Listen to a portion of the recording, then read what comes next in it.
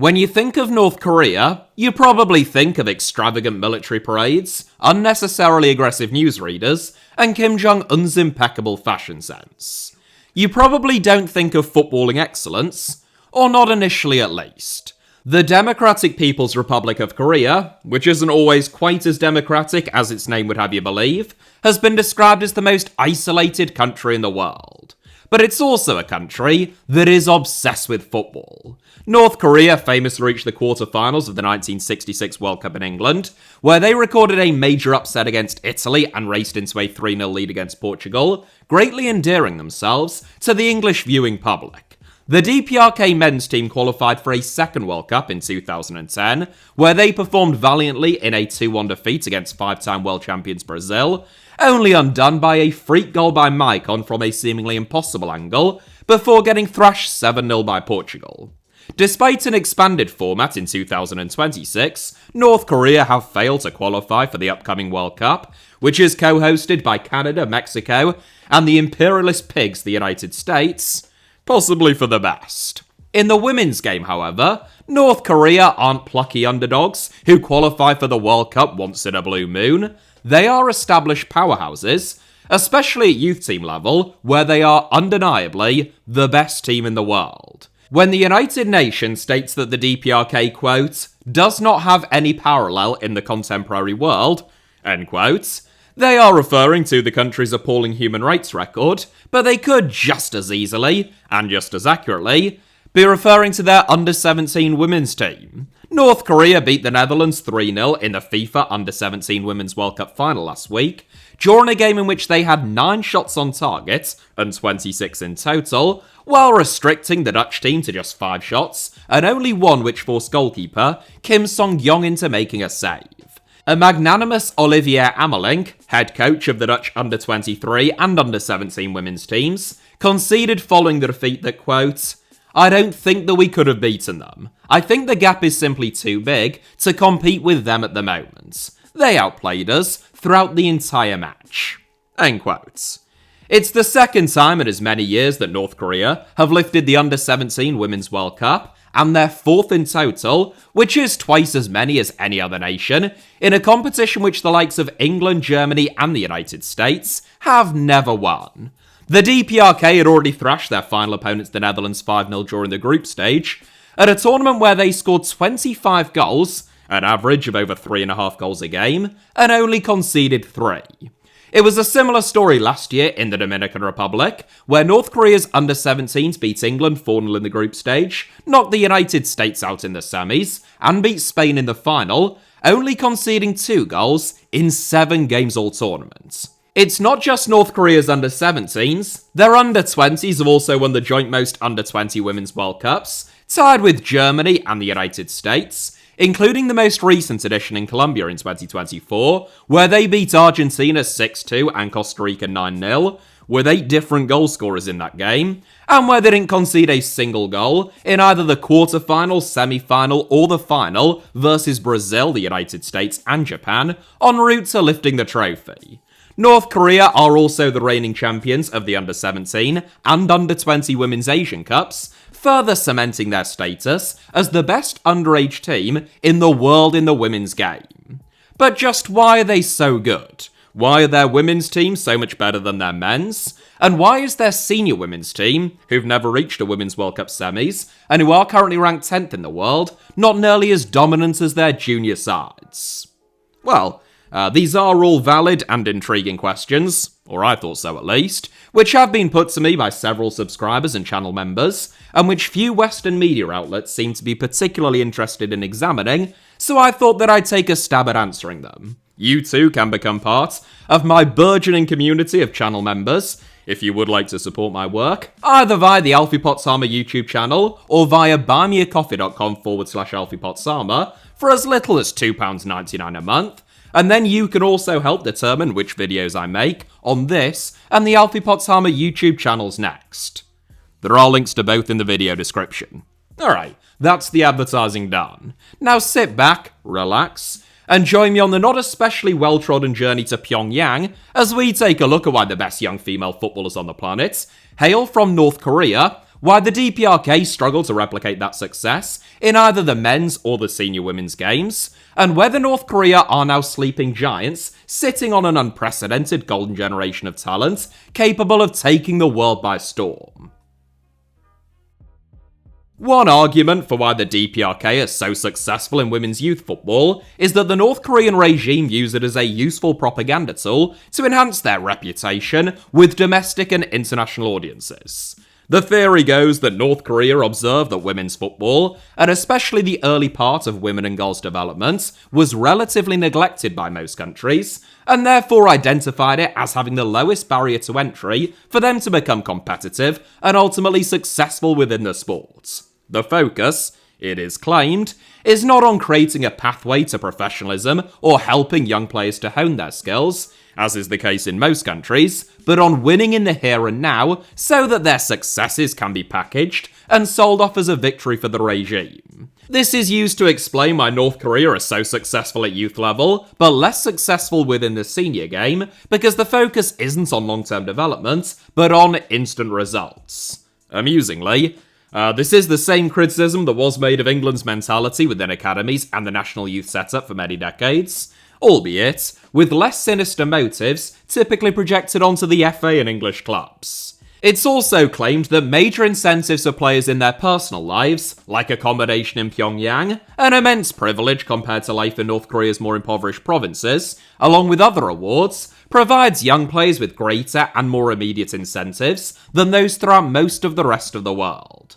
These are the prevailing theories, within the often detailed and source-like reporting by Western media outlets, used to explain the DPRK's success in women's youth football, and there is likely some truth to some of those claims, as we will come on to, but it reeks of dismissive Orientalism, which colours so much of the sensationalist coverage of North Korea.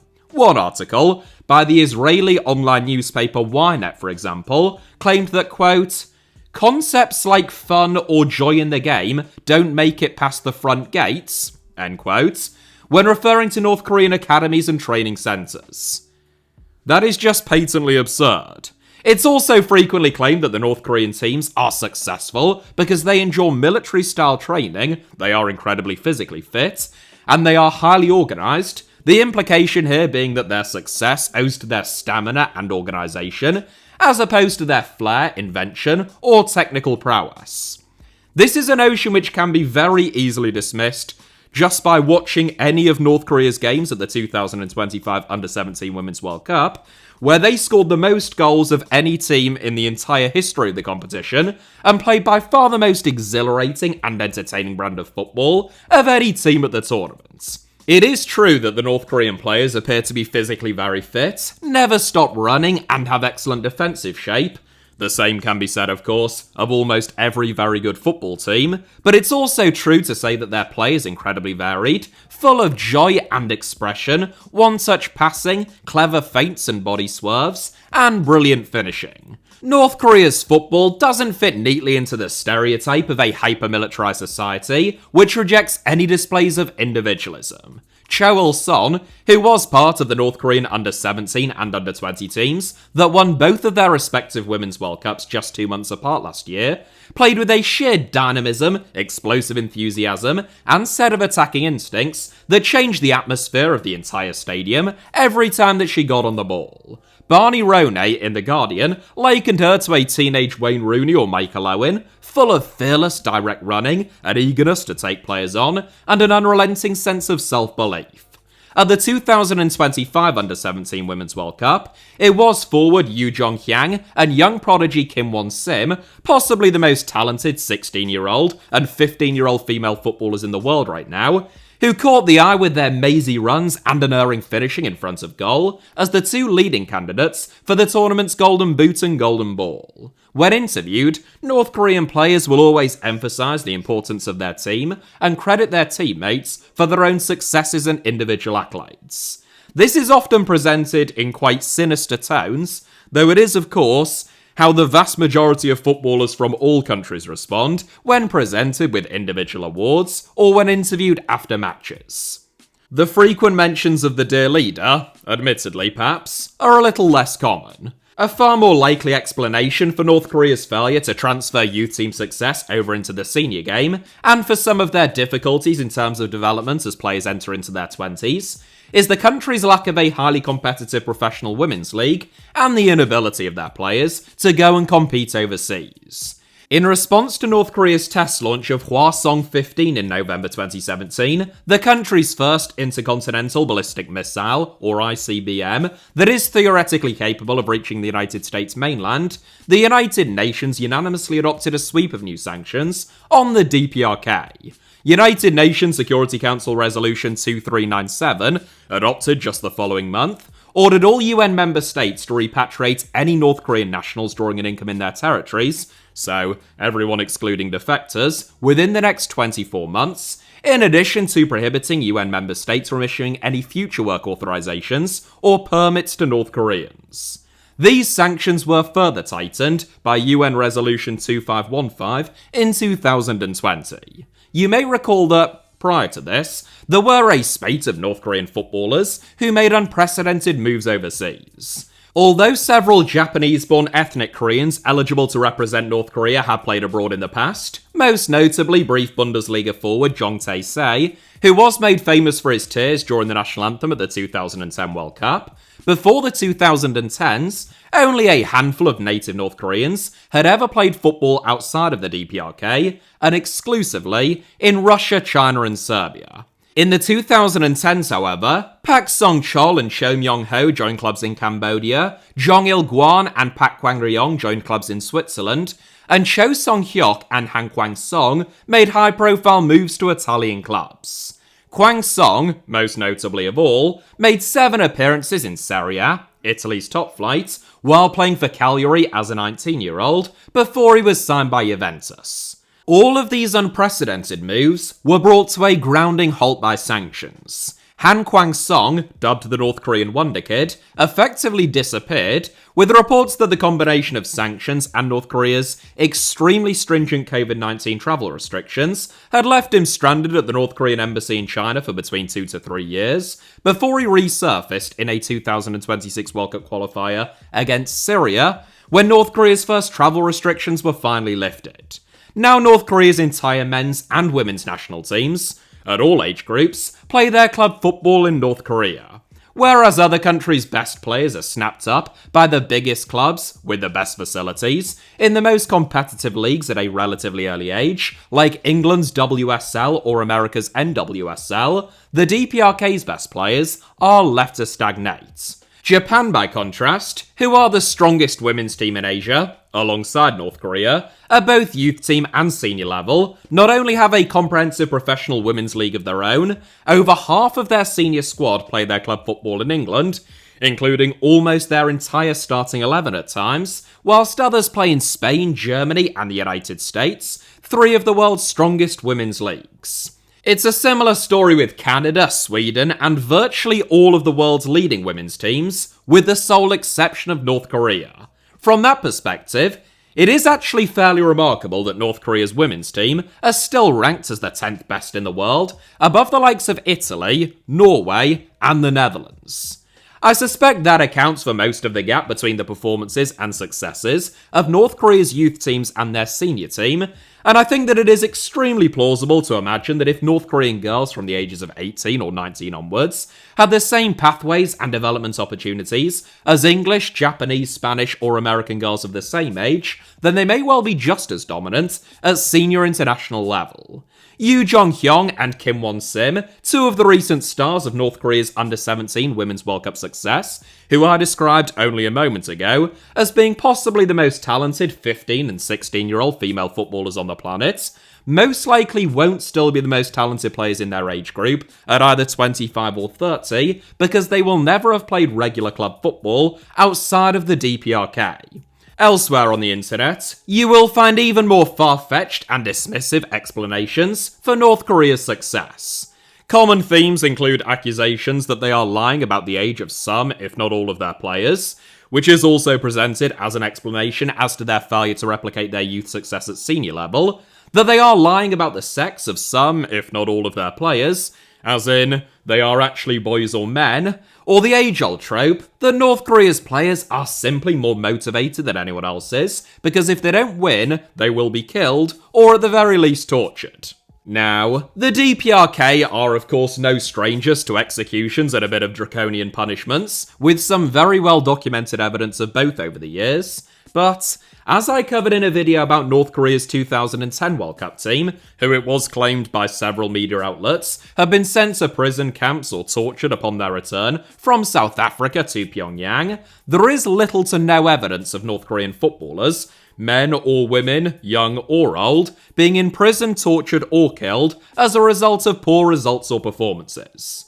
The idea that North Korea's players are lying about their age or sex is also totally baseless.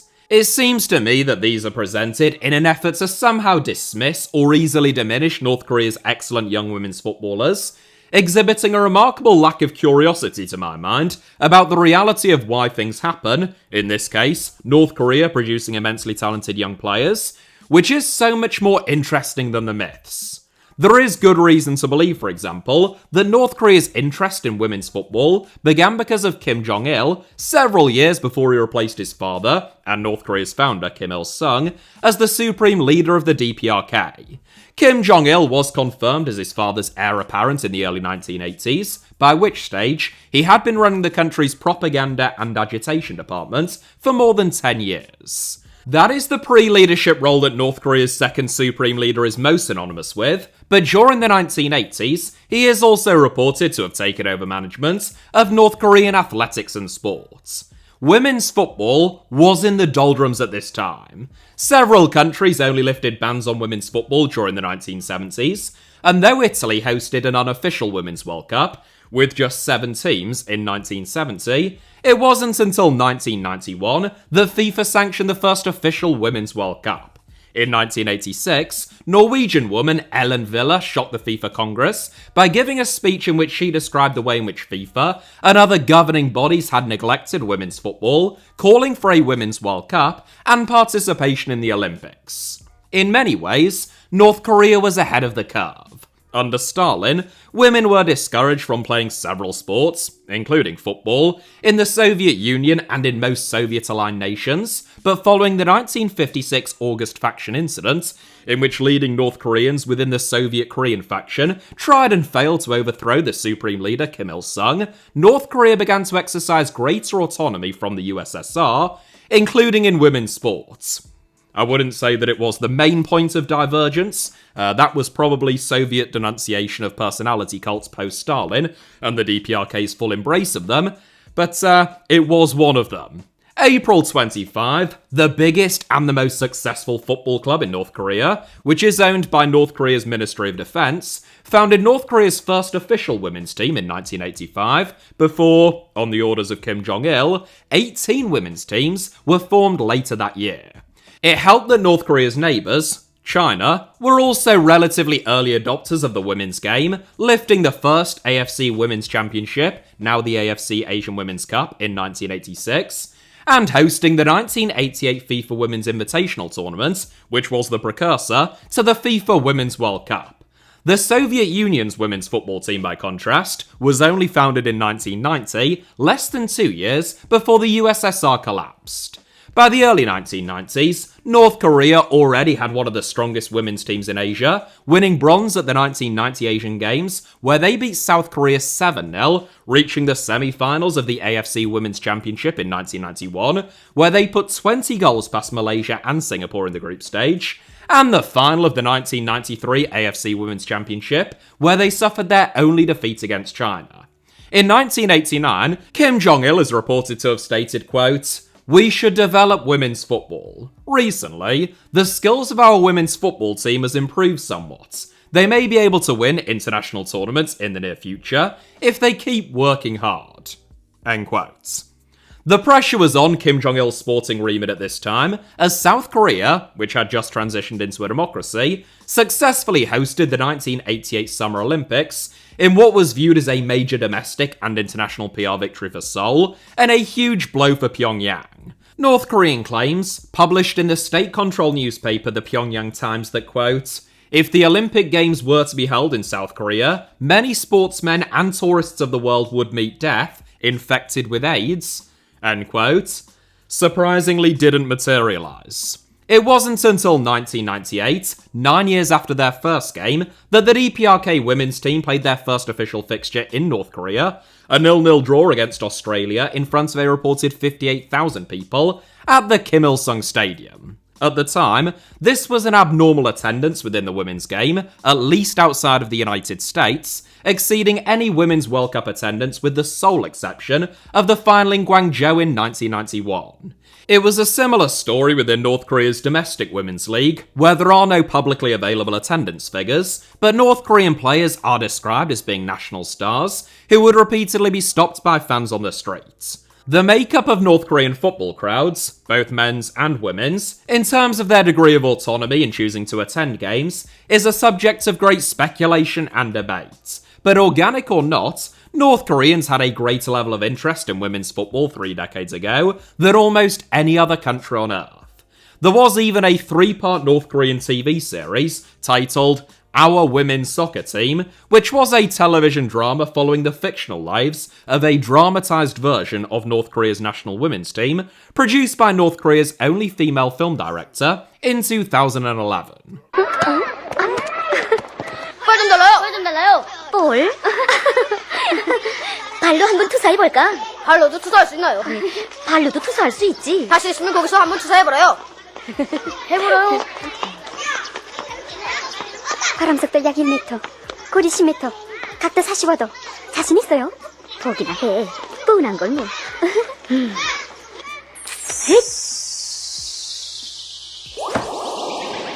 이야.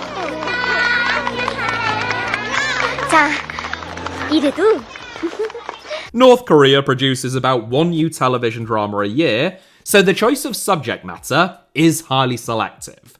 There was also a non-fiction documentary about North Korea's women's team, produced by Austrian filmmaker Brigitte Weich in 2009, which focused especially on the lives of 4 of their players, titled Hannah Dul Said, and a follow-up film titled Ned Tasot Yosot, which was released in 2024. Both the fictional and real-life portrayals of women's football in North Korea were revealing. Our Women's Soccer Team portrayed women defying the wishes of their parents to play football, forbidden love affairs, and one plot which centred on a girl who wanted to be the focal point of the team, only to be ostracised for prioritising herself over others. Ashamed, she subsequently asked to be removed from the team, but that request is also denied before she illustrates her commitment to the team as a collective and is successfully reintegrated.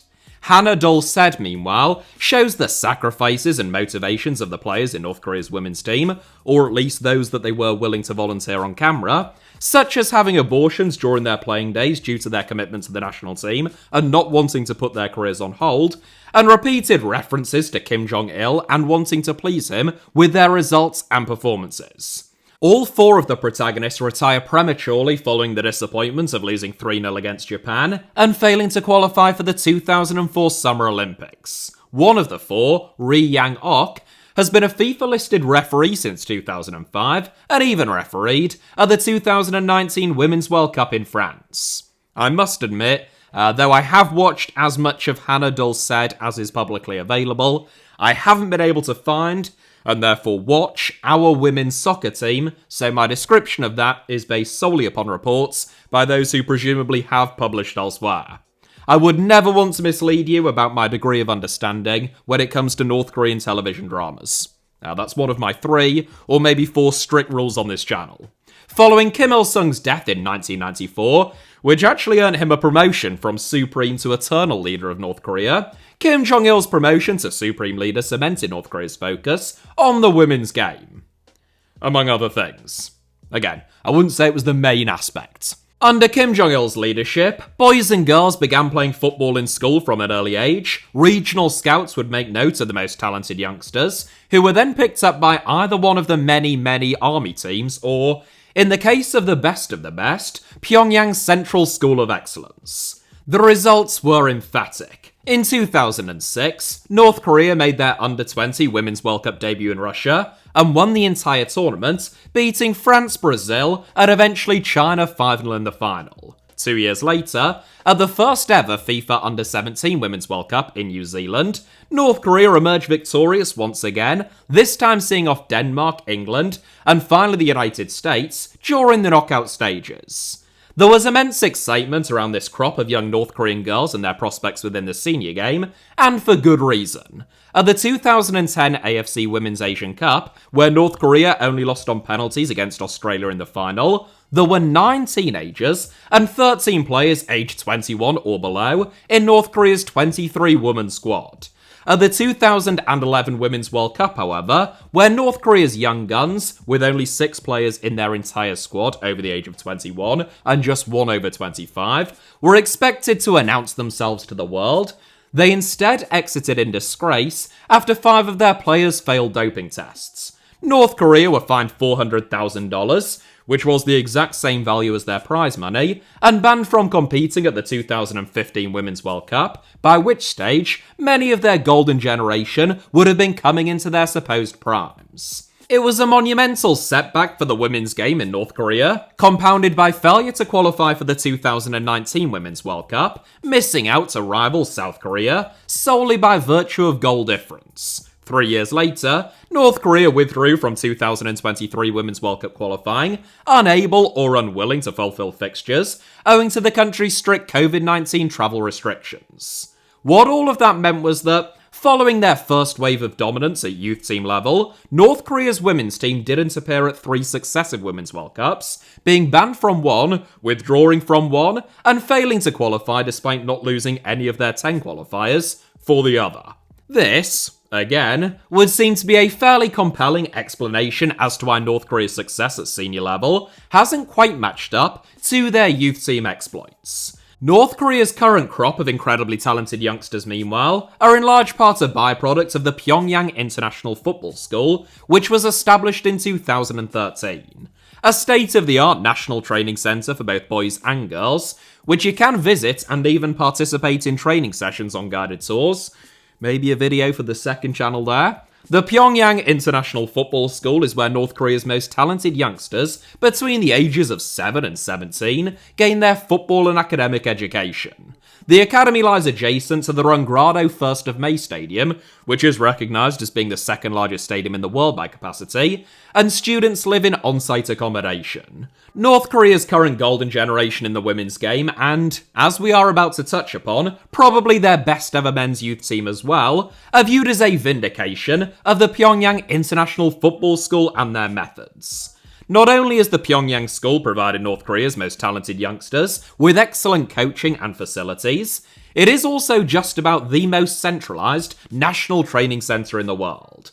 North Korea's 7 to 17-year-old footballers aren't in club academies, meaning they live and train with their peers full-time.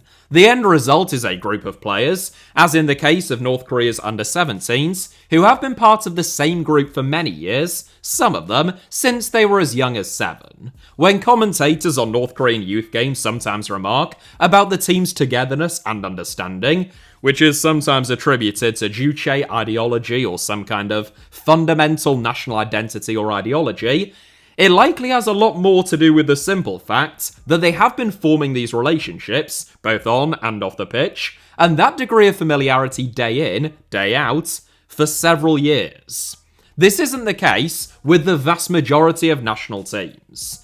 Even the French with Clairefontaine, for example, which is highly centralised by international standards, the vast majority of France's current senior squad never spent any time there at all, only 4 of them by my counts, and even among those 4, they spent a limited amount of time there and also came through club academies. It is true, as is often reported by Western media outlets, that living in Pyongyang is a great privilege in North Korea, and it is one that is granted not only to youth team players studying at the Pyongyang school, but also, and to an even greater extent, senior international players, who are reportedly given apartments in Pyongyang and sufficient privileges to support their entire families off the back of their careers in football. This is obviously an enormous incentive for young players, just as the perks of potential multi-million-pound contracts are elsewhere in the world, though it is probably a little reductive to suggest that it is their sole, or perhaps even their primary motivation.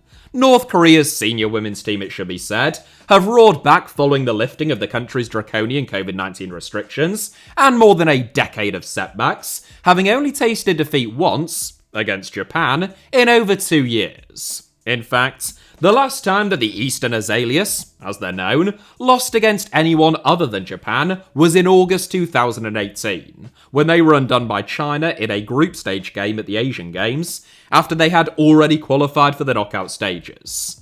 Though barely talked about as 2027 Women's World Cup contenders, where Spain, England and the United States are frequently talked up and considered to be the favourites, North Korea qualified for the 2026 AFC Women's Asian Cup with 3 wins from 3, scoring 26 goals and conceding none in the process, where reaching the semi-finals will guarantee them a spot at the Women's World Cup in Brazil. If they get there, they'll likely have the youngest squad at the tournament, containing several players from their all-conquering under-17 and especially under-20 teams, and they will be real dark horses. For all of the talk of North Korea's senior team not yet replicating the success of their youth teams, this is by far the most talented crop of young girls that the country has ever produced, and it is absolutely feasible that they could make a real splash in the senior game, even with all of the ongoing and, in some cases, worsening hurdles in terms of development touched upon in this video. As for the men's team, North Korea's senior men's team, they're not very good.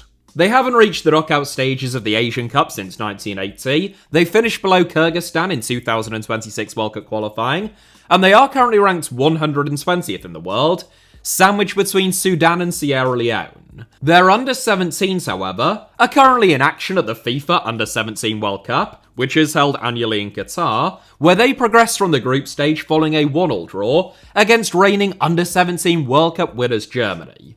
The German Under-17 World Cup squad is made up almost entirely, there are just 2 exceptions, of players in Bundesliga academies, some of whom, like Jeremiah Mensah and Abu Bakr, have already made senior appearances for Bayer Leverkusen and Eintracht Frankfurt in the Champions League and the Europa League. Wisdom Mike, who scored Germany's only goal in their 1-1 draw with the DPRK, has already made 2 senior appearances for Bayern Munich in the Bundesliga and is one of the most highly rated teenagers in Europe.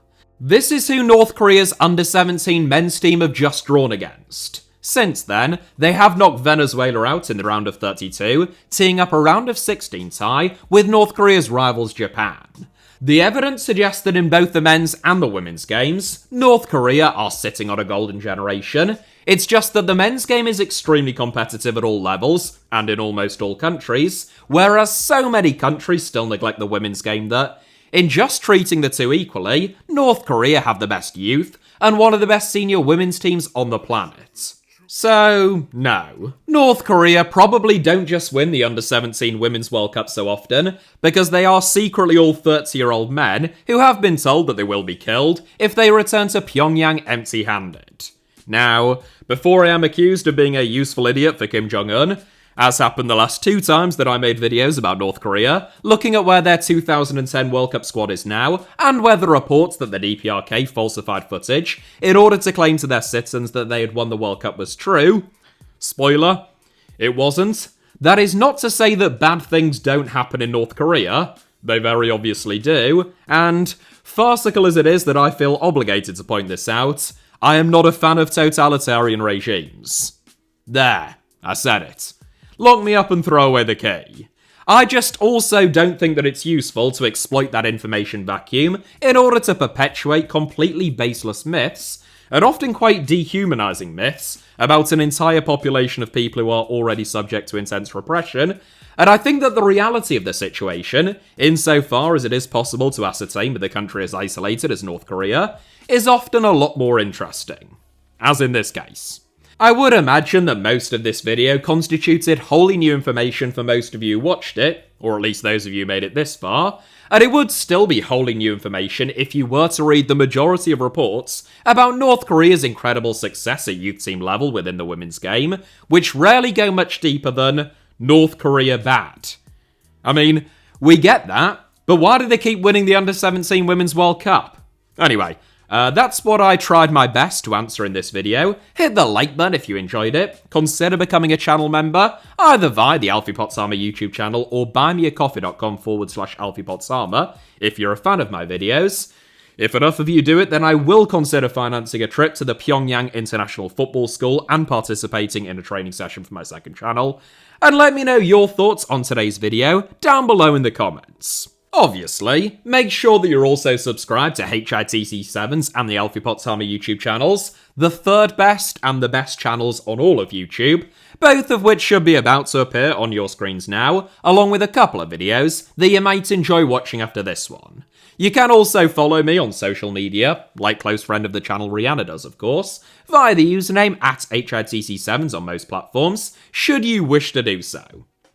I wouldn't personally encourage it, but the option exists. Oh, and finally, I can't end a video about North Korea without pointing out the fact that the United States destroyed an estimated 85% of their buildings and killed 20% of their total population during a 3-year bombing campaign in which they dropped a total of 635,000 tons of bombs on an area the size of Pennsylvania.